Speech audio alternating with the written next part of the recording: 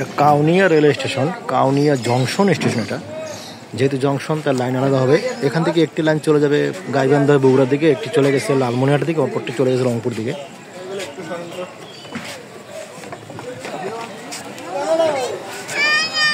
কাউনিয়া হচ্ছে তিস্তা নদীর পাড়ে অবস্থিত। কাউনিয়া তিস্তা নদীর পাড়ে অবস্থিত। এখানে সামনে গেলে তিস্তা নদী, তারপর লালমনিরহাট করে যাবে। এটা রংপুর এই পর্যন্ত শেষ। এই হলো Kaunia railway station, Kaunia railway junction station. যেটা বললাম, এখান থেকে লাইন ভাগ হয়ে গেছে। একটি চলে গেছে গাইবান্ধা বগুড়ার দিকে, একটি চলে গেছে রংপুরের দিকে, অপরটি চলে গেছে লালমনিরহাটের দিকে। চমৎকার একটি স্টেশন। অসংখ্য যাত্রী, প্রতিদিন অসংখ্য যাত্রী এই স্টেশন থেকে বিভিন্ন গন্তব্যস্থলে যেয়ে থাকে।